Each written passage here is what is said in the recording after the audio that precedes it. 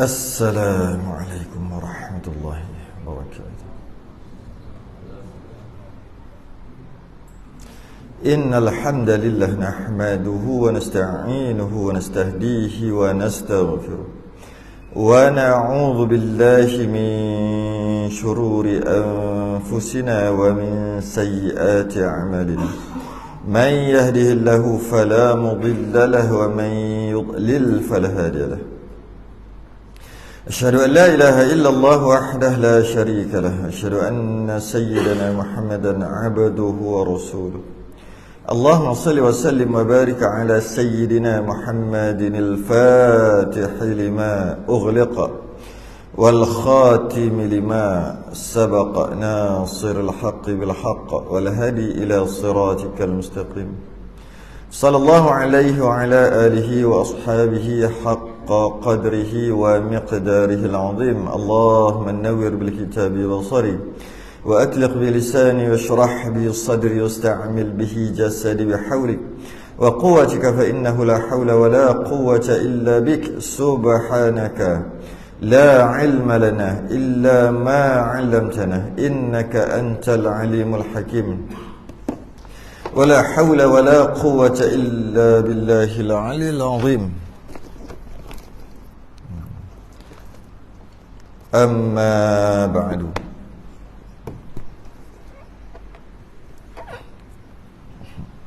Alhamdulillah, kita rafa'kan kesyukuran dan terima kasih kita Allah Ta'ala.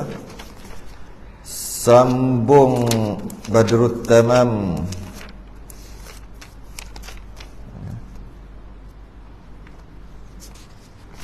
yang membicarakan tentang perjalanan Nabi sallallahu alaihi wasallam.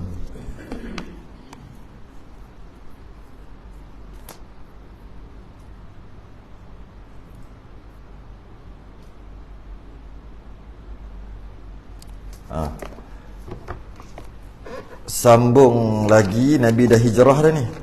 Nabi dah hijrah, sambung yang lepas lah. Nabi dah hijrah. Mana cerita dia kejap. Mana nanti kat sini. Nabi dah hijrah. Kemudian disambut sebelum tu, bila Nabi hijrah tu, sebelum Nabi sampai ke Madinah, ke Yathrib, Nabi singgah dulu dekat satu tempat namanya Quba. Nabi mengasaskan masjid yang pertama. Maknanya kalau orang tanya masjid apa yang pertama di Madinah yang ditubuhkan, yang diasaskan, yang dibuat? Kalau jawab Masjid Nabawi, salah. Jawapannya Masjid Quba. Masjid Quba dulu. Lepas tu baru beberapa hari lepas tu. Bukan beberapa hari, berapa, kita katalah esokkan pada esokkan hari itu baru Masjid Nabawi diasaskan. Masjid Quba dulu. Bila Nabi sampai ke Masjid Quba, Nabi asaskan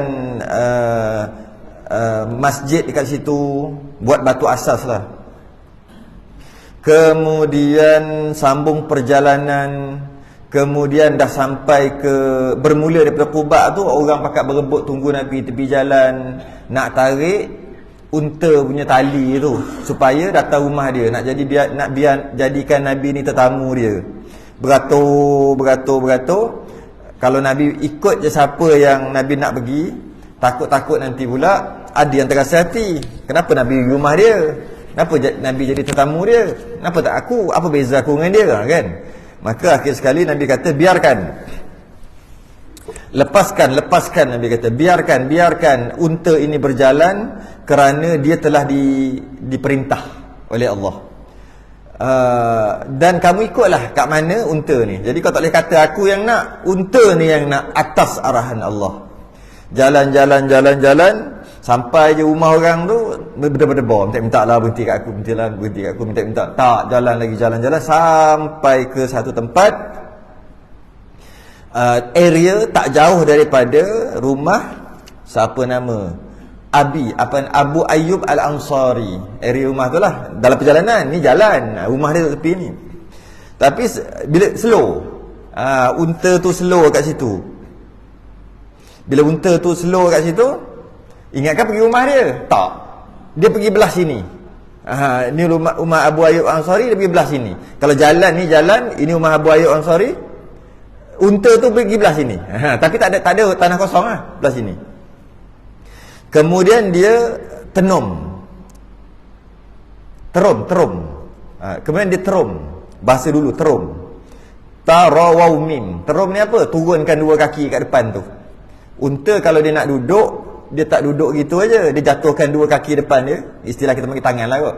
Depan tu tangan, belakang tu kaki. Sebenarnya empat tu kaki. Jatuhkan dua depan dulu, lepas tu baru tertonggeng itu baru belakang. Sebab dia punya kaki dia kan panjang. Susah nak jatuh gitu. Tak macam kucing. Kucing senang macam tu aja. Harimau macam tu sebab kaki pendek. Tapi kalau unta kaki panjang, kalau buat macam tu jatuh gerebuk jatuh. Jadi macam ni cara dia nak turun tu? Kaki depan patahkan dulu, bengkokkan dulu, kop gitu, macam punggung nak naik tu. Lepas dah puas hati dah kukuh, baru kaki belakang pop jatuh, baru duduk. Lepas tu barulah dia nak ke kiri ke nak kanan. Jadi orang dulu panggil terum, tarawau mim, terum. Terum ni apa? Jatuhkan dua kaki aja. Belakang tak jatuh lagi. Kemudian dia pusing. Dia duduk depan rumah Abu Ayyub Ansari. Kemudian Nabi kata apa kat sini? Nabi dah sebut, inilah tempat insya-Allah taala. Nabi kata, inilah tempatnya insya-Allah taala. Tempat apa nak tidur apa? Depan tu pasir je.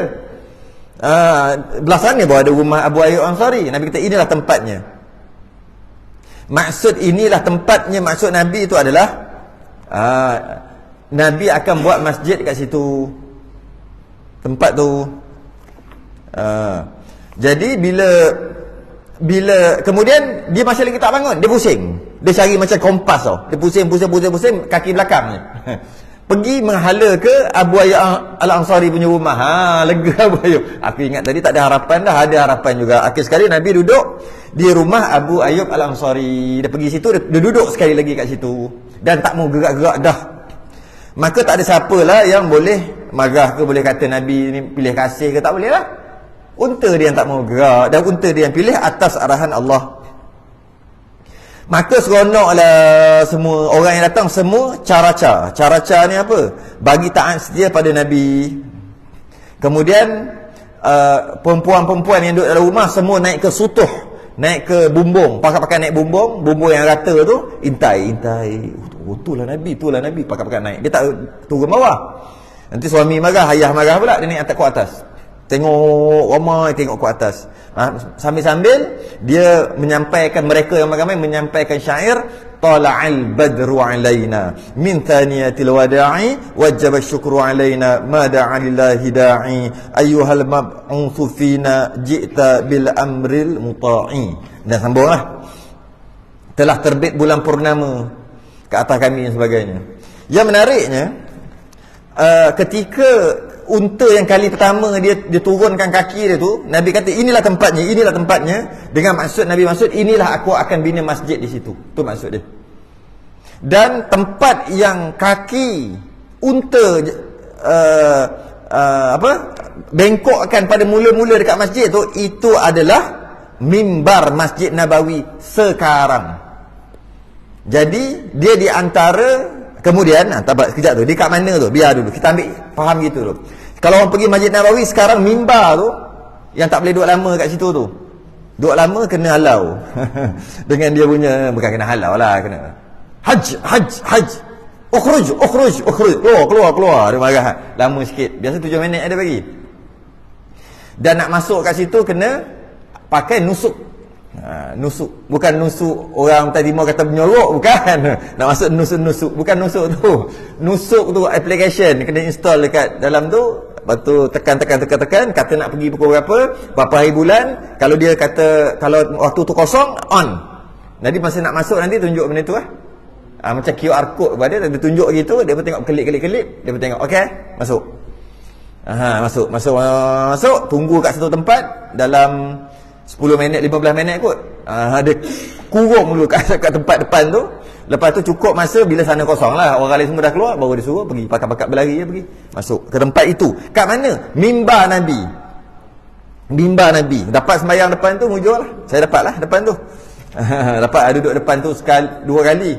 Sekali lagi yang kali ketiga dapat. 3 kali saya masuk. Yang dia panggil Raudah. Nak masuk ke Raudah. Jadi mimbar tu, tengok kalau kita bahas lagi, kita tengok lagi seterusnya.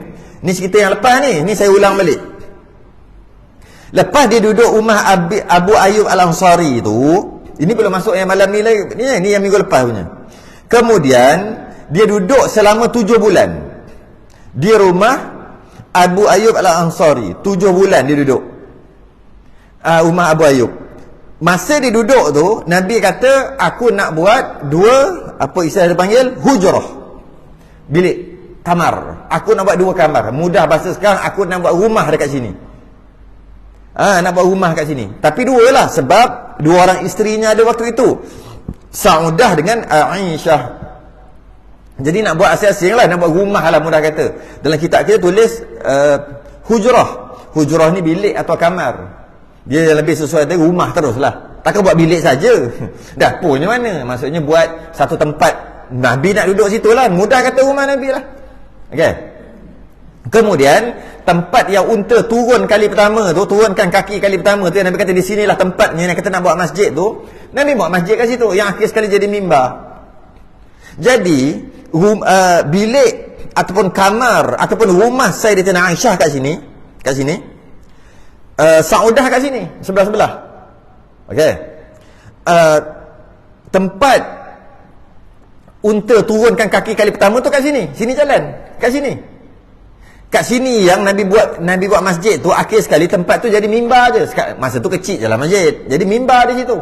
Mimbar dengan rumah Sayyidatina Aisyah, itulah dia panggil Raudah. Itulah asal-usul Raudah tu. Ini rumah Sayyidatina Aisyah, ni jalan. Ini masjid. Lebih khususnya dalam masjid tu ada mimbar. Kat mimbar tu lah yang unta tu turunkan kaki tu.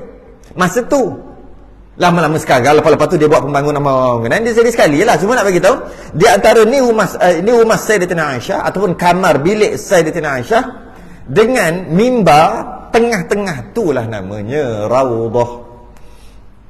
Yang kita duk pergi tu. Situlah area Raudah. Taman syurga, tempat mustajab doa. Berebut datang doa situ. Tempat mustajab doa. Okey, di situlah. Di situ. Okey, habis. Itu yang minggu lepas punya.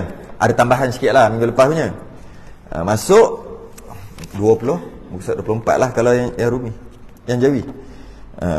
Rumi dah 40 dah. Dan kemudian 7 bulan baru siap.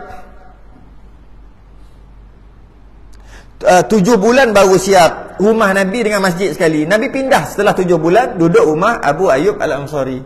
Ketika duduk rumah Abu Ayyub Al-Ansari ni, macam-macam yang berlaku. Antaranya peluh Nabi, Abu Ayyub Al-Ansari ambil buat pati minyak wangi. Bukan minyak wangi, pati. Dia tak boleh buat minyak wangi sebab terlalu wangi. Dia kena campur yang lain, campur ros, campur yang lain, letak setitik baru jadi. Kalau pakai Nabi bau wangi sungguh, rugi. Bukannya boleh dapat, bukan benda boleh minta. Dia bagi Nabi tidur kat tingkat atas punya katil. Bukan katil, pangkin ke gitulah, kita kata mudah kan. Bila panas Nabi peluh, dia standby kat bawah. Tak. Pandai dia. Yang kita sebut, kita tak panggil peluh kita bau. Tak sama. Nabi peluh dia bau wangi. Sebab lebihan yang keluar daripada badan Nabi, sama ada air liur, kalau keluar air kat hidung atau keluar air kat telinga, kalau keluar lah air mata, air dekat yang kita panggil keluar kat kubul, dubur Nabi, dia tak panggil najis, dia tak panggil kotor, dia panggil fudalat. Dia tak sama. Tak sama. Air kencing, kalau istilah kita panggil air kencing, sebenarnya bukan air kencing, fudalat Nabi. Tapi kalau kita ni jadi air kencing lah, tak bau, wangi. Dia bukan macam kita Nabi ni. Darah Nabi wangi. Sahabat ada minum, pelik lah, macam geli lah. Memang kita fikir kita, memang pun darahnya air kencing hacing, tahi busuk tu kita. Bukan. Taklah, kadang-kadang orang macam tak boleh terima pula. Cerita lah, tengok dalam kitab-kitab sirah yang lebih tebal. Dia akan cerita satu-satu. Kita tak boleh kata taik Nabi, tak boleh, tidak beradab. Kena kata fudalat. Fudalat ni apa? Orang Melayu panggil fadilat. Fadilat tu maksud apa bahasa Melayu? Kelebihan kan fadilat? Fudalat tu maksud kelebihan Nabi, bukan kencing Nabi, taik Nabi, bukan, lebihan Nabi dia panggil. Lepas tu panggil fudalat. Tak sama, memang tak sama macam kita. Tak sama. Sebab Nabi kan, bukan Nabi kita je. Mana-mana Nabi macam tu. Mana-mana Nabi dan Rasul yang kata ada 100,000 lebih Nabi, yang kata ada 300 lebih Rasul, semua sama. Bukan Nabi kita je, semua Nabi. Kalau kita kata macam pelik, mana kita tak habis mengaji lagi. Nak tak habis mengaji apa? Rukun iman. Percaya kepada Rasul. Kita cuma belajar siddiq, amanah, tabligh, fatanah. Dan kita tak mendalami lagi tentang mana-mana Rasul dan mana-mana Rasul. Bukan kita Nabi kita je, mana-mana Rasul. Kita tak mendalami lagi sungguh-sungguh macam mana Nabi ni. Mana-mana Nabi. Kita tak kenal lagi. Kata beriman dengan Rasul, tiba-tiba tak kenal lagi. Sebab kita rasa macam pelik jika lebihan daripada Nabi itu rasa jijik. Mana tak kenal Nabi itu macam mana. Nabi lahir, tak boleh kata Nabi lahir kok kemaluan maknya. Tak boleh. Haram. Pula dah. Habis lahir kau mana? Keluar kau atas, bawah pusat, atas perut. Ada kata belah kiri. Terbuka kat situ. Bahasa sekarang Caesar. Itu doktor buat. Terbuka tu. Orang dulu tak percaya. Sekarang boleh percaya tak? Berlambat dah orang beranak kau tu. Tak ada masalah pun. Tapi maksud cuba bayangkan 1000 tahun dulu. Ada orang tak percaya. Mana boleh keluar kau bawah pusat? Mana ada? Memang waktu tu tak ada lagi. Akhir sekali ada sekarang. Sebab tu, kalau lah benda tu tak masuk akal kita kata tak masuk akal, sebenarnya kita yang tak sampai lagi pada zamannya. Kita je tak sampai lagi. Bila sampai nanti kita, oh ada je Nabi. Keluar kot bawah pusat, area perut lah kot kita panggil. Sebenarnya rahim tu lah, rahim ibu tu. Terbelah kot ni, terbelah sendiri, terbuka sendiri. Keluar. Kot tu keluar. Ish, peliknya. Siapa jadi bidan yang paling doktor pakar? Jibril alaihissalam. Apa nak risau? Dia belah jantung Nabi pun tak payah pakai bius. Kita fikir otak sains teknologi kita tu yang tak apa-apa nak percaya. Sakit tu lah, bius lah. Kalau cuba fikir mukjizat, tak heran perkara yang mencari adat. Mukjizat ni perkara mencari. Adatnya sakit, mencari adat. Maknanya adat tu telah dirosakkan oleh peristiwa ini, iaitu tak sakit. Biasalah mukjizat. Nabi ada irhas, ada mukjizat. Bukan Nabi pun ada karamah. Tak pelik. Perkara itu boleh diterima akal. Cuma perkara itu mencari adat aja. Biasanya adat tak jadi gitu, tapi bagi Nabi jadi gitu. Dia panggil mencari adat. Terbelah, keluar. Tengok riwayat-riwayat yang lain, ada dalam kitab-kitab yang lain kata siap sunat dah, siap khitan. Dan ada riwayat lain kata siap bersujud. Memang adalah perbahasan ulama, ada yang kata dhaif, ada sebagainya. Tapi perkara itu tak pelik pun sebenarnya, tak pelik. Dan Nabi tak sama macam kita. Itu nombor satu. Habis Nabi kata sama, kul innama ana basyarum mithlukum. Dalam Quran kata, Nabi turun wahyu pada Nabi. Katakanlah wahai Muhammad, aku ni basyar macam kamu, manusia macam kamu. Manusia. Tapi ayat seterusnya, yuha, tapi aku terima wahyu. Kita terima wahyu lah. Tu beza. Nak terima wahyu kena suci. Dia tak boleh ada najis. Dia kena suci. Dalam badan dan luar badan. Sebab tu dia tak ada najis. Kita tak panggil najis. Untuk faham kita boleh panggil lah air kencing Nabi. Boleh untuk faham. Tapi sebenarnya tu bukan. Dia panggil fudalat. Lebihan Nabi. Macam tu juga peluh dan sebagainya. Banyaklah berlaku. Kalau kita baca Ummu Aiman minum air kencing Nabi. Kita pelik. Nabi buang air, Nabi suruh dia buang. Ada siapa seorang lagi sahabat minum darah bekam Nabi. Kita macam tak boleh nak masuk. Tukar je kepala kita kepada mukjizat. Selesai. Dan jangan kita fikir Nabi tu macam biasa. Memanglah pelik.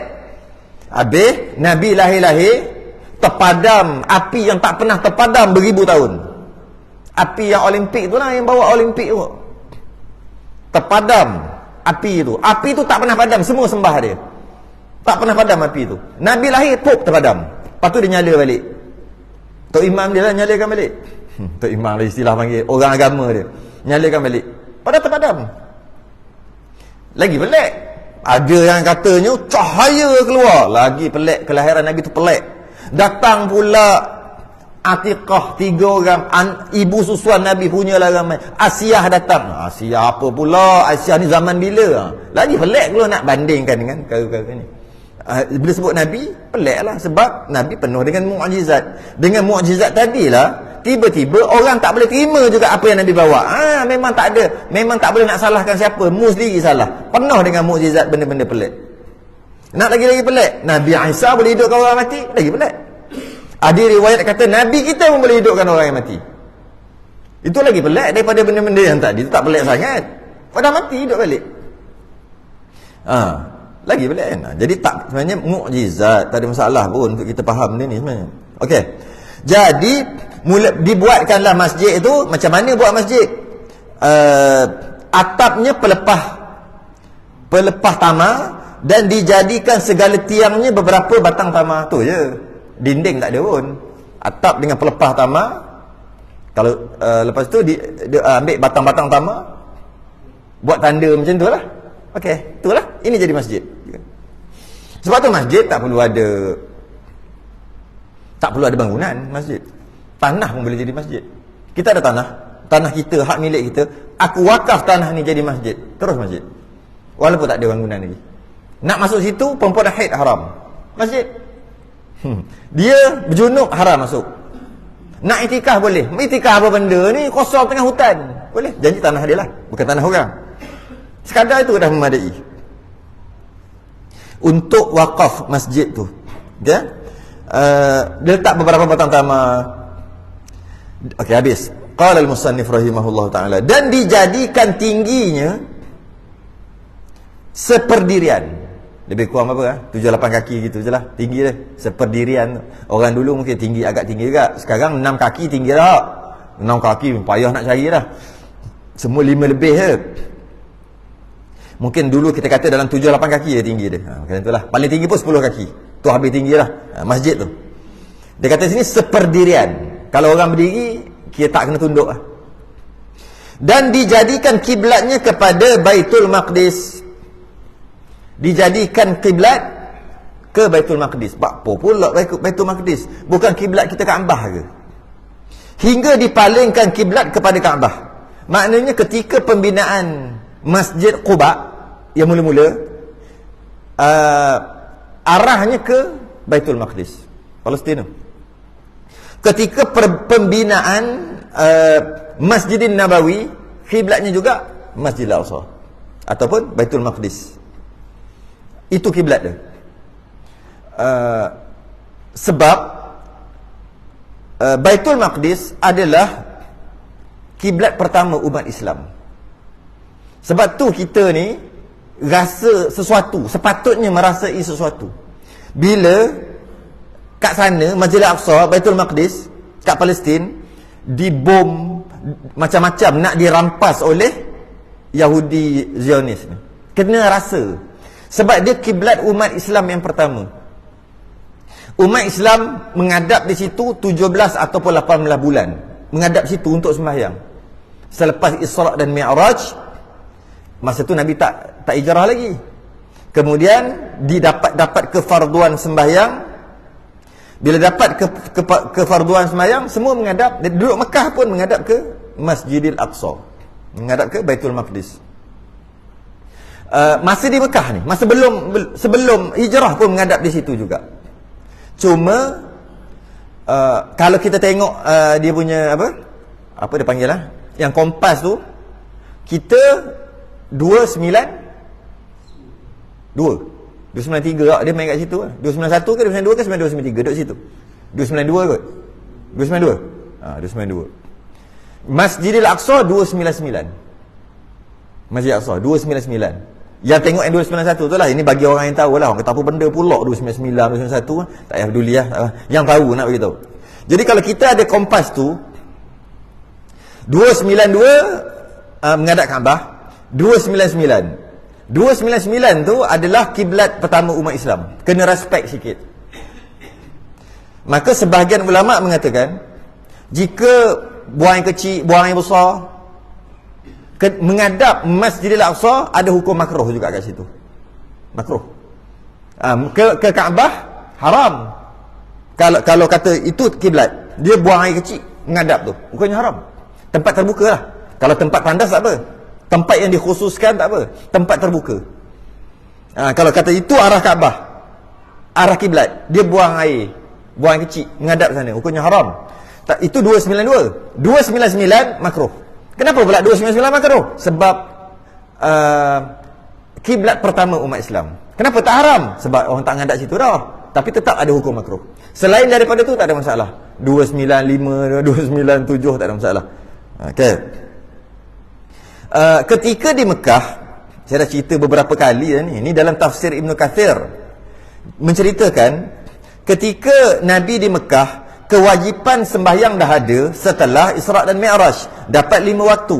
Nabi pun ajar para sahabat untuk sembahyang. Dari segi rukun, berapa rakaat dan sebagainya. Dan Nabi ajar juga, masa nak menghadaplah ke Baitul Maqdis.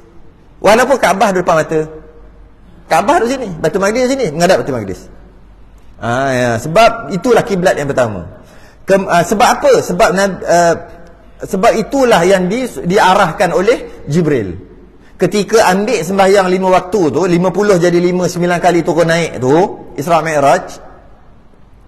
Nanti bila masuk waktu Isra' Mi'raj tak lama dah, nanti kita bahas bab Isra' Mi'raj nanti. Masa ketika dia terima solat 50 jadi 5 tu, kemudian cara sembahyang tak di ni lagi. Belum, mana ada, baru terima sembahyang 5 waktu. Bila turun-turun baru Jibril ajar. Ketika Jibril ajar, Jibril suruh menghadap ke Masjidil Aqsa atau Baitul Maqdis, bukan ke Kaabah. Walaupun ketika itu duduk di Mekah, belum lagi hijrah. Tapi Nabi ni, dia tahu Kaabah adalah dibina oleh Nabi Ibrahim, ataupun kalau ikut pendapat dibina oleh Nabi Adam. Musnah ketika banjir Nabi Nuh. Dibinakan balik ataupun dibangunkan, repair balik oleh Nabi Ibrahim dan Nabi Ismail. Nabi Ismail tu toki Nabi. Dan Kaabah ni adalah kiblat. Kaabah ni adalah satu binaan yang dibangunkan pertama-tama untuk mentauhidkan Allah. Iaitu zaman Nabi Adam lagi lah, kalau ikut pada pendapat Nabi Adam. Ada yang kata Nabi Ibrahim, ada kata bukan, Nabi Ibrahim cuma repair balik, tinggal tapak aja, repair, naikkan balik. Sebenarnya awal-awal Nabi Adam dah ada dah Nabi Adam buat. Dan buat tu tujuannya adalah satu binaan yang dibangunkan untuk menandakan one stop center, untuk mentauhidkan Allah. Situ untuk mentauhidkan, bukan sembah batu tu, bukan sembah, cuma satu binaan untuk semua orang akan pergi atau menghadap tempat yang sama, menandakan situ adalah arah bersatunya kita. Semua kita bersatu duduk arah yang sama. Nabi Adam buat asalnya. Jadi Nabi suka benda tu. Apa bukti kita bukan sembah Kaabah? Sebab ada orang kafir kata kita sembah batu Kaabah. Sama kami sembah batu berhala. Korang sembah batu Kaabah. Berhala kami okey lagi, ada bentuk juga. Korang petak aja gitu hitam. Dia kata gitu. Kita kata tidak, kita bukan menyembah Kaabah. Kita bukan menyembah batu. Malah siapa sembah Kaabah kufur, keluar Islam. Kita cuma arah ke sana aja sebagai satu penyatuan, satu dunia arah situ. Umat Islam ni bersatu. Tak sembah batu Kaabah juga. Dia kata batu yang datang daripada syurga. Pandai juga orang kafir ni. Sebenarnya itu Hajar Aswad. Dia mana tahu bab tu kan. Cuma dia kata batu tu orang Islam kata turun dari syurga. Sebab tu pakar-pakar sembah. Dia ingat semua tu daripada syurga. Tak kisahlah, orang kafir biasalah. Kata tidak, kita bukan sembah batu Kaabah. Dia tak percaya. Apa bukti? Engkau sembah batu berhala. Kami tak sembah batu Kaabah. Dia tak percaya. Buktinya apa? Dia kalaulah dia sembah berhala tu, dia tak tahu, dia malam-malam kita tolak berhala tu satu kaki ke tepi. Asal kat sini, berhala kat sini, kita tolak satu kaki ke sini. Lepas tu ada kesan tu, kita buang kesan. Jangan bagi orang perasan. Dia esok tu datang nak sembah lah Tuhan dia. Dia sembah yang mana? Dekat tapak asal ke dekat berhala? Dia akan sembah dekat berhala. Itu bukti dia sembah batu. Kemudian kena pula kat di tepi tingkap. Kena panas, kena hujan. Akhir sekali tolak, pergi ke tempat teduh sikit. Jauh. Esok tu pakat-pakat datang, sembah mana? Sembah ni lah pergi jauh. Ke mana dia pergi? Ke situlah orang sembah. Itu bermakna kau sembah batu. Kami tak macam tu. Jika Kaabah tu diangkat, dibawa ke tempat lain, katalah Israel, dia ada peralatan canggih, dia bawa helikopter ke apa, dia sangkut, tercabut Kaabah, bawa pergi kat tempat tu, Tel Aviv ke mana dia bawa pergi, letak kat situ. Kita tetap menghadap tapak Kaabah, bukan menghadap Kaabah yang tempat baru. Tidak. Itu bukti kita bukan sembah batu. Senyap ada. Itu lawan orang kafir. Mari kita bukan sembah batu. Tetap kita menghadap. Walaupun kena bom sekalipun, hilang tapak, tetap juga arah itu juga. Sebab kita bukan menghadap, kita bukan sembah batu. Bukan. Kita sembahyang arah yang sama. Yang Nabi Adam buat, kemudian setelah hancur pada banjir Nabi Nuh, dibangunkan balik oleh Nabi Ibrahim dan Nabi Ismail sampai sekarang. Yang dulunya besar, sekarang dah jadi kecil sikit. Sebab tak cukup batu nak buat. Kita dah cerita sebelum ni. Tak cukup batu nak buat. Akhir sekali Kaabah sepatutnya besar, dah rosak sebab banjir, dia buat kecil sikit. Sebab tak cukup batu, tak cukup dana. Sian, semua dana haram, tak cukup. Akhir sekali jadi kecil. Sebab tu ketika tawaf, hati-hati dekat mataf tu. Hati-hati. Silap gaya, tak sah tawaf kerana dia telah masuk dalam Kaabah, walaupun dia kata aku tak masuk dalam Kaabah. Sebab hakikat sebenarnya itu dah dalam Kaabah. Adalah kat Hijr Ismail, nak tunjuk negeri sana lah. Okay. Itu asal Kaabah lah. Jadi walaupun pada waktu itu semua menghadap ke Baitul Maqdis untuk sembahyang menghadap, tapi Nabi ni memang hati dia dekat Kaabah, tapi arahan suruh menghadap Baitul Maqdis, tapi hati dekat Kaabah. Nabi buat macam mana? Contohnya, kalau katalah ini Kaabah, Baitul Maqdis, Nabi sembahyang boleh sembahyang kat mana-mana. Nabi nak sembahyang boleh sembahyang mana-mana pun boleh. Tapi ini Kaabah, Nabi sembahyang kat mana-mana pun boleh, tapi bukan menghadap Kaabah, menghadap Baitul Maqdis. Katalah Baitul Maqdis kat sini. Katalah Baitul Maqdis kat sini. Ni Baitul Maqdis. Okey. Itu Baitul Maqdis. Nampak? Ini jauh lah, ni kira ni jauh lah. Masjidil Aqsa jauh. Jauh. Ini Kaabah. Nabi boleh sembahyang sini sebab nak kena menghadap sana. Nabi boleh sembahyang sini sebab nak menghadap sana. Nabi boleh sembahyang sini sebab nak, yang penting menghadap sana. Tapi Nabi tak pilih tempat tu. Nabi pilih kat sini. Orang nampak seolah-olah macam menghadap Kaabah. Sebenarnya bukan menghadap Kaabah. Wajib menghadap Masjidil Aqsa, Baitul Maqdis. Tapi Nabi suka. Sebab apa? Nabi suka sangat Kaabah ni. Jadi Nabi buat selari, buat agak-agak macam selari lah. Tiba-tiba setelah diarahkan Nabi untuk hijrah, Nabi hijrah. Madinah kat mana? Madinah kat sini, kat tempat lain. Madinah kat sini, Kaabah kat sini, Madinah kat sini. Kan dah hijrah berapa ratus kilometer? 400, 500 kilometer. Jadi bila kat sini, Nabi duduk sini, macam mana Nabi nak buat secara selari macam tadi? Tak boleh lah. Mana boleh dah. Maka Nabi pun sembahyang, tetap juga wajib sembahyang. Nabi sembahyang menghadap ke Baitul Maqdis juga. Tapi dalam masa yang sama, Nabi dapat menarik perhatian. Nabi harap-harap dengan menghadap kiblat yang sama dapat menarik perhatian Yahudi yang duduk kat situ. Memang ada Yahudi kat situ. Yahudi kat situ sembahyang menghadap Baitul Maqdis juga. Nabi harap-harap dia beriman lah. Tapi dia tak beriman. Dia kata apa? Alang-alang kita mempunyai kiblat yang sama, Baitul Maqdis, kita gabung agama lah. Ramai sikit mengikut. Engkau pun tak ramai sangat. Nabi tak boleh buat apa lah. Dia tak mau masuk. Selang berapa lama, Nabi pun sentiasa melihat ke langit kerana tunggu Jibril, dengan harapan tukarlah kiblat, menghadap ke Kaabah pula.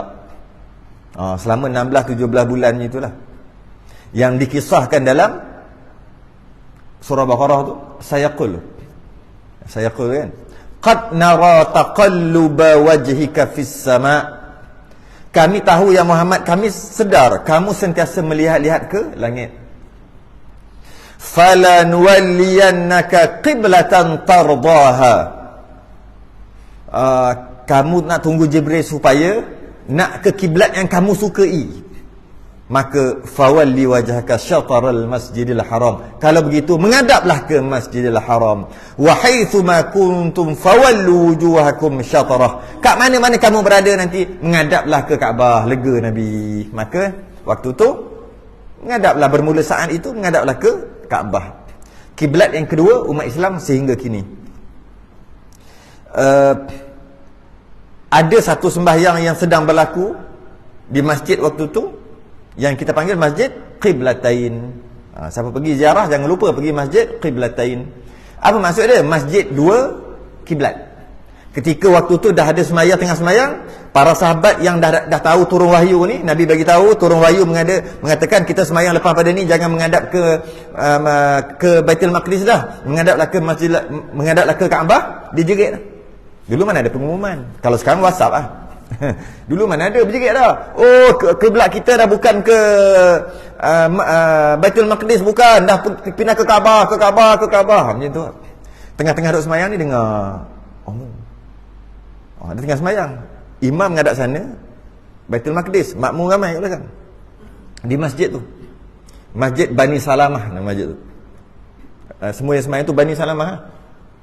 Bila dah tahu macam tu, imam tadi pusing 360 menghadap ke terbalik, sebab ke sana Kaabah. Kaabah ke sana terbalik. Last sekali imam duduk kat belakang. Iyalah kan pusing itu, makmum semua pusing. Itulah satu-satunya solat yang sah bila imam duduk kat belakang. Selain daripada tu, imam duduk kat belakang batal. Satu-satunya. Lepas tu imam pergi depan, dia langkah pergi depan, bagi laluan. Imam tu pergi depan, habiskan sembahyang. Ditukar daripada Masjid Bani Salamah kepada Masjid Qiblatain. Kiblah tu kiblat lah. Yanun kat belakang tu musanna, dua, iaitu masjid dua kiblat. Jadi ada lah sampai sekarang sejarah tu ada. Kalau kita tengok, oh kat sana, oh kat sini, seronok lah kalau pergi. Siapa pergi tu jangan lupa pergi sini. Jangan lupa pergi tempat ni, tempat-tempat sejarah ni kan. Pergi. Jangan sibuk dah pergi kubur Abu Lahab lah, buat apa? Tengok istana Dajjal lah warna putih tu, buat apa?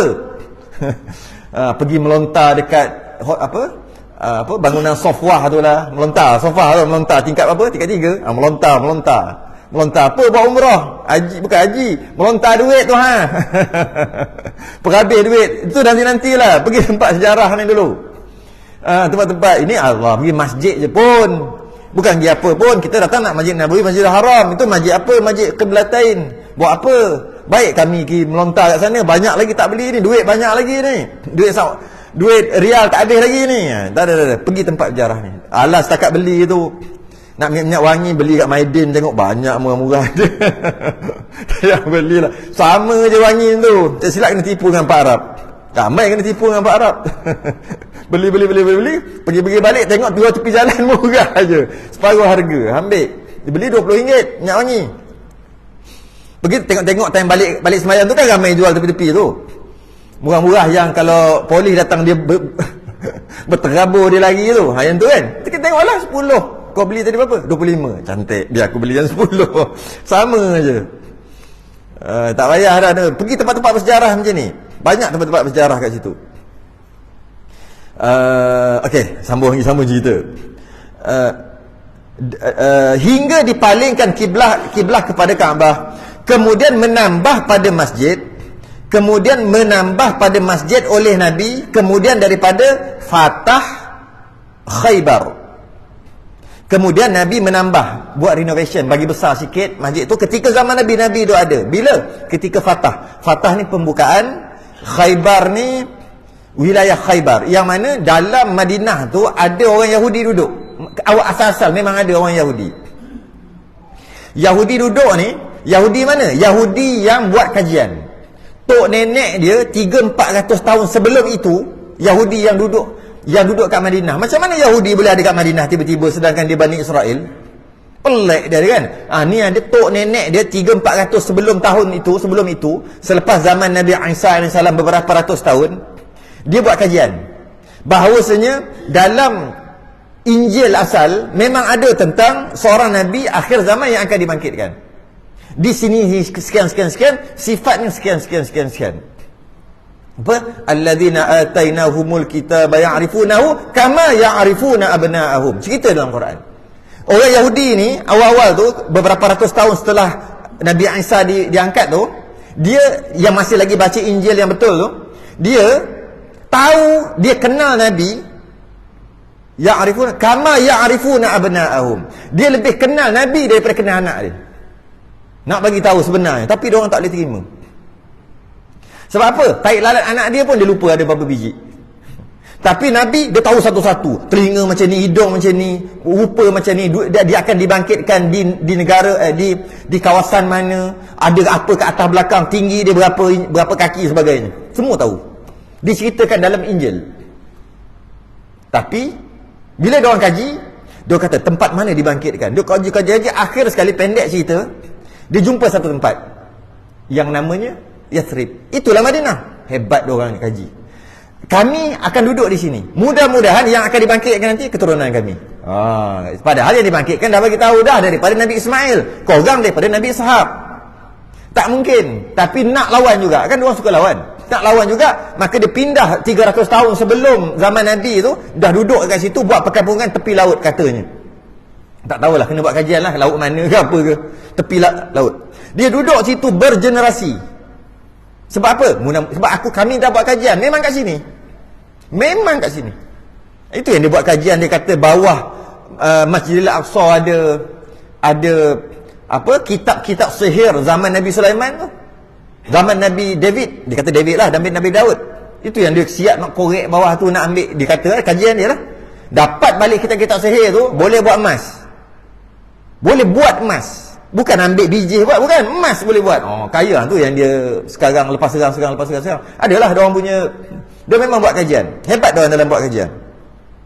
Dia orang duduk kat situ sehingga bergenerasi, sehinggalah Nabi datang hijrah. Dia dah ada dah orang Yahudi. Yang Yahudi ni kenapa pula dia ada kat situ? Tok nenek dia. Akhir sekali, bila setiap generasi dia kata, mudah-mudahan kita lah yang akan dibangkitkan nanti. Sedangkan yang dibangkitkan di Mekah, cuma hijrah di situ. Dia tak cukup kaji lagi. Sebab kalau betul lah, kalau dia betul-betul kaji, dia tahu sebenarnya dilahirkan di tempat lain. Cuma berhijrah di situ. Tapi dia salah faham, dia ingat dibangkitkan, dilahirkan di situ. Itu silap dia lah. Alah, perancangan Allah lebih sempurna. Mana boleh tak? Jadi dah memang ada dah Yahudi duduk kat situ. Tapi ketika perang Ahzab, yang kita selalu takbir tu lah, Ahzab Wahdah, atau Ahzab tu perang tu. Lepas tu jangan sedih, kena semangat. Kita takbir raya sedih, Ahzab ni perang. Bukan sedih. Tapi tak apalah, sedih baru ada feel lah raya. Tak sedih tak ada feel, tak apalah, benda kecil je. Jadi ketika perang Ahzab atau perang Khandaq yang gali parit tu, ketika itu Yahudi memang ada dalam Madinah. Nabi dah buat parit. Yahudi kat luar ada, musyrikin Mekah ada, dah terserang kat luar. Serang main jauh-jauh je, panah jauh-jauh je. Yahudi kat dalam ni, dia nak macam mana? Yahudi kat luar serang, musyrikin Mekah berpakat, dia panggil Pakatan Ahzab lah. Pakatan Ahzab nak serang kot dia kata, kalau kau serang, dapat serang je, kami serang kau belakang. Dia tak sangka, dia dah buat pakatan tu. Sekali rupa-rupanya ikut Salman Al-Farisi punya teknik, iaitu gali khandak. Tak boleh nak serang. Bila tak boleh nak serang, diorang ingat, boleh kot kita serang sekarang. Barulah terkepit, kalah diorang ni, Yahudi ni. Tengok-tengok rupa-rupanya diorang ni gang tak boleh masuk sebab ada parit. Tapi kantoi lah, dapat tahu bahawasanya dia memang berpaling tadah. Ketika tu panjanglah ceritanya. Akhir sekali dia panggil perbukaan Khaybar.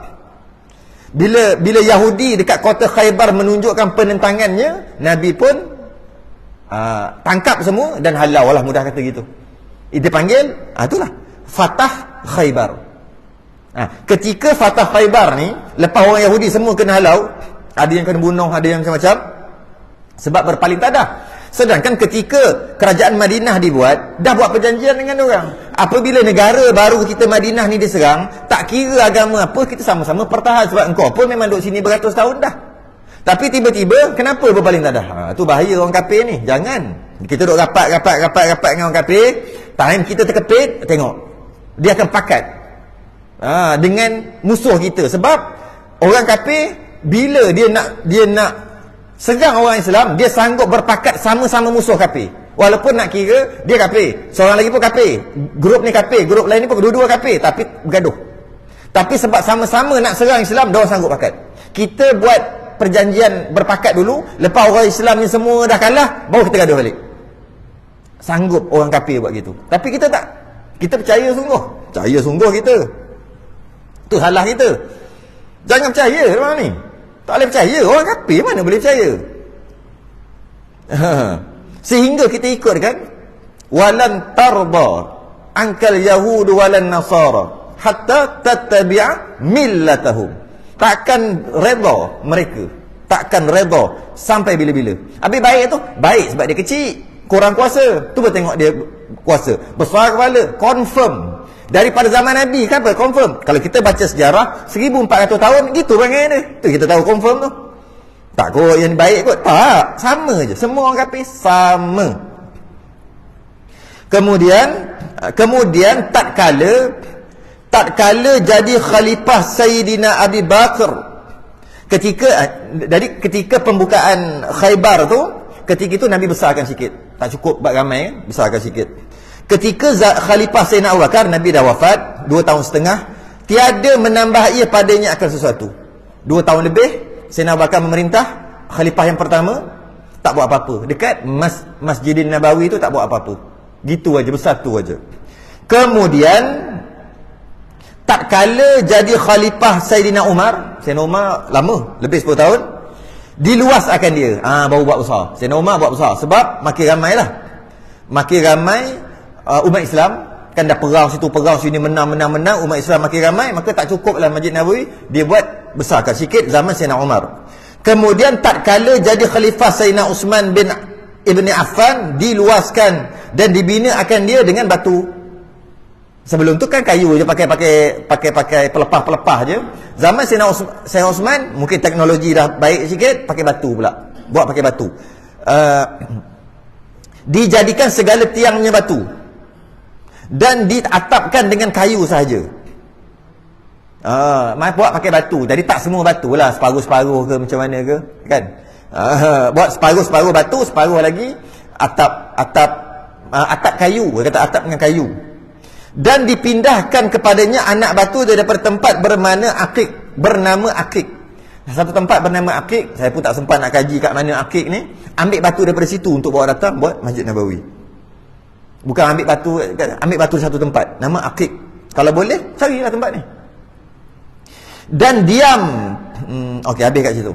Itu zaman Sayyidina Uthman. Kemudian zaman kat situ dah tak ada sebut dah. Kemudian zaman Umar Abdul Aziz 93 Hijrah, barulah dinaikkan menara yang pertama. Menara kat Masjid Nabawi itu adalah zaman Sayyidina Umar Abdul Aziz. Lama setelah Nabi wafat, lama. Tahun 93 Hijrah lebih kurang lah, 90 lebih. Baru ada menara. Habis sebelum tu batu ajalah zaman Sayyidina Uthman. Kemudian dibesarkan sampai kan saya pergi baru ni krem, bekak kaki berjalan. Kalau lah katalah azan baru keluar hotel, jawabnya masbuk. Silap-silap tak sempat sembahyang. Nak bagi tahu besarnya. Besar. Makin besar. Zaman khalifah selepas itu makin besar, makin sampai sekarang 1924 Saud ambil alih jadi Arab Saudi, dia besarkan lagi. King ni membesarkan. King apa? Abdullah lah. King apa lagi nama? Dia besarkan. Sehinggalah sekarang ni Masjid Nabawi berapa meter? 165 meter persegi. 165,000 meter persegi. Sekarang kalau persegi tu 165,000. Maknanya berapa kali berapa? Dia kena nak persegi, dia kena kali dia kan. Berapa kali berapa? Apa? Berapa kali persegi kali berapa persegi? Tapi persegi dia 165,000. Saya pergi itu adalah tanya-tanya cantik-cantik sikit, tengok tulis yang dekat dinding. Diorang kata, saya pergi tak pernah tengok pun kat dinding tulis apa. Dinding tu, bacalah kat dinding tu macam-macam dia tulis. 165,000 meter persegi. Okay? Besar dia. Boleh menampung berapa ribu orang. Ada tulis. Sayang, pergi beli benda-benda lain. Beli, sibuk dah makan es krim, sibuk nak cari nasi Arab. Tak tahu. Sebab semua dah pergi sampai 3-4 kali pergi pun tak tahu berapa. Sebab ada tulis. Cuma kadang-kadang dia tak ada bahasa ni, dah ada bahasa Arab je. Tapi boleh baca lah, takkan tak tahu 1, 2, 3 bahasa Arab. Boleh menampung 257,000 orang jemaah dalam satu-satu masa. Besar sekarang. Ada berapa imam? Ada 6 orang imam. 6 orang imam Masjid Nabawi. Ada berapa Bilal muazzin? 17. 17 muazzin. Ramai dia Bilal, dia ramai. 17. Ada berapa pekerja? Pekerja yang tu lah, tolak. Pekerja yang tunggu dekat air Zam-Zam tu. Zam-Zam tu baju lain. Yang dia tunggu kat air Zam-Zam, dalam tong air Zam-Zam tu baju lain. Yang tolak tu lain. Ada berapa orang pekerja semua? Ada tulis semua. 1,620 pekerja. Atau mudah kita panggil Tok Siak lah. Itu Tok Siak lah tu. Kita jangan anggap dia apa. Tu pekerja-pekerja tu. Tu Bangladesh, itu Myanmar. Tak ada, itu Tok Siak lah tu. Ingat Tok Siak macam mana? Tok Siak bahagian masing-masing lah. Tapi Tok Siak lah tu. 1,620 pekerja. Jadi 165,000 meter persegi menampung 257,000 jemaah dalam satu-satu masa. Ada 6 imam, 17 muazzin, 1,620 orang pekerja. Hafal lah. Pemain bola boleh hafal. Nama-nama si hafal angka tu. Dan berapa dah? Sekejap. 50, baru 52 minit sikit lagi nak habiskan perenggan ni je. Dan diam, dan habis dah cerita tu. Dan diam. Sekejap, sebelum tu ada sikit lagi yang beberapa topik yang saya ambil masa saya pergi baru ni. Pada awalnya Masjid Nabawi, Nabi buat tiga pintu sahaja untuk masuk. Untuk masuk ke dalam tu 3 pintu. Ada menghala ke Baitul Maqdis, pintu tu. Pintu menghala ke Baitul Maqdis. Satu lagi pintu menghala ke dia panggil pintu Nabi, Babun Nabi, pintu Nabi, atau Babul Uthman, ataupun sekarang dipanggil Babul Jibril, pintu Jibril. Asalnya 3 je. Sebab Jibril ada datang bagi wahyu kat situ. Yang ketiga dia panggil pintu Atikah. Ni asal ada 3 pintu je. Pintu Atikah yang mana kebetulan straight daripada pintu yang Nabi buat, rumah Atikah binti Abdullah bin Zaid bin Muawiyah. 3. Kemudian itu dulu. Sekarang ada berapa pintu? Ada kira? Bukan pintu yang 300 lebih kat luar, bukan, pintu dalam, pintu nak masuk. Pintu kat luar tu berapa ratus kan? Itu pintu luar. Ya, itu depan gate. Itu nama panggil gate tak? 336. Tahu apa? Nasi Arab apa? 33 berapa? tak ingat kot keluar. Dia 330. Raubah 33 berapa kan? Itu luar. Ini tak yang dalam. Pintu dalam. Yang nak naik kat rooftop dia. Yang nak naik, yang nak masuk pintu perempuan berapa? Orang perempuan pergi. Pintu perempuan 30 berapa? Saya tak masuk. Tapi saya tahu Babun Nisa 39. 39 pintu. Pintu ada 100. Pintu untuk masuk ke Masjid Nabawi sekarang ada 100 daripada 3 asal Nabi buat. Dan 1 khas untuk perempuan dipanggil Babun Nisa. Pintu yang dikhaskan untuk perempuan je boleh masuk. Bertentangan dengan Baqi', perkuburan Baqi' tu bertentangan. Pintu tu 39. Orang lelaki masuk memang tak boleh. Pintu yang ke-39. Sebab apa? Sebab apa dikhaskan untuk perempuan? Kerana Khalifah Sayyidina Umar Al-Khattab, dia dah buka masa zaman dia buat satu pintu khas untuk orang perempuan supaya tak bercampur. Maka sampai sekarang itulah pintu, dipanggil pintu Omar pun boleh juga. Tapi sebenarnya babun nisa, pintu nisa, pintu untuk orang perempuan sahaja. Yang dekat area masuk pintu tu yang boleh nampak ahli sufah. Yang tepat ahli sufah lah, sahabat Nabi yang tak ada rumah, kerja dia duduk kat masjid aja, makan semua, minum semua kat masjid, tunggu perang pakat-pakat pergi perang, belajar apa semua di masjid. Dia panggil ahli sufah. Masuk ikut babun nisa tu lah. Tapi tu yang susah sikit nak nampak. Pergi biarlah puas hati. Dah lah habis ribu-ribu pergi, tak tahu benda macam tu. Benda tu kenalah tahu. Okey. Sambung sikit. Jadi, dan diam Nabi pada rumah Abi Ayyub 7 bulan. Sebelum siap tu lah. Siap 2 rumah Nabi dan siap masjid 7 bulan. Lepas pada tu, hingga sempurna masjid dan 2 hujrah. 2 rumah, 2 kamar Nabi tadi.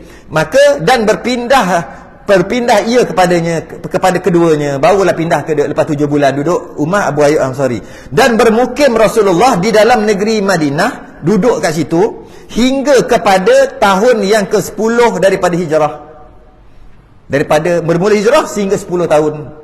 Dan haji ia duduk 10 tahun lah. Nabi kan umur 63. Nabi hijrah tu umur 52 lebih kurang. 52 lebih umur Nabi, masih hijrah. Nabi dilantik menjadi Rasul umur 40 dalam Gua Hira. Duduk dekat Mekah lebih kurang dalam 13 tahun, lebih kurang. Jadi kalau duduk Mekah 13 tahun, dilantik menjadi Rasul umur 40. 40 dengan 13 tahun Nabi duduk di Mekah, jadi 53. Lebih kurang lah 52 setengah macam tu. Kemudian Nabi hijrah. Nabi wafat umur 63. Maknanya dekat Madinah 10 tahun je lah. Senang je nak kira. Okay? Dan bila Nabi duduk dekat situ 10 tahun. Dan haji ia akan hajjatul wada'. Kerana Nabi buat hajjatul wada' dengan maksud itulah kali terakhir Nabi buat haji. Selamat tinggal. Maka pulang ia ke Madinah. Lepas buat haji tu, pulang balik ke Madinah hingga masuk tahun yang ke-11. Masuk tahun ke-11, wafat. Kalau kira betul-betul 10 tahun je. Tapi kalau kita tengok tahun ke-11 masuk balik, tak lama selepas tu Nabi wafat. Lepas Nabi buat haji hajjatul wada'. Habis kat situ. Kat situ lah dia punya stesen. Kena berhenti kat situ. Maka pada hari Rubuk, orang dulu cakap hari Rubuk. Rubuk tu Rabu lah. Daripada akhir bulan Safar memula dengan Nabi oleh sakitnya. Nabi mula sakit. Kan datang cerita pula Nabi sakit. Lepas tu sakit sampai hari Rabu Nabi sakit. Sakit 13 hari sakit. Berpindah-pindah daripada satu rumah, daripada satu isteri kepada isteri yang lain. Akhir sekali Nabi kata tak larat dah, aku duduk rumah Aisyah boleh tak, kepada isteri-isteri yang lain, bagi giliran kau kepada Aisyah. Orang yang Nabi sakit ialah bagi. Maka wafatlah Nabi kat rumah Sayyidatina Aisyah dan dikuburkan, dimakamkan di situ. Kerana jasad para Nabi dan Rasul, mana-mana Nabi dan Rasul, tidak boleh dipindahkan apabila wafat. Dia tak boleh pindah macam kita ya. Bawa pergi pindah situ, bawa dia, tak boleh, hukumnya haram, tak boleh. Memang bukan haram, memang tak boleh. Maka semua Nabi-Nabi dan Rasul-Rasul, kat mana dia wafat, kat situ terus dia dikubumikan. Sebab itulah makam Nabi ada dalam masjid. Apa hal pula tiba-tiba dalam masjid?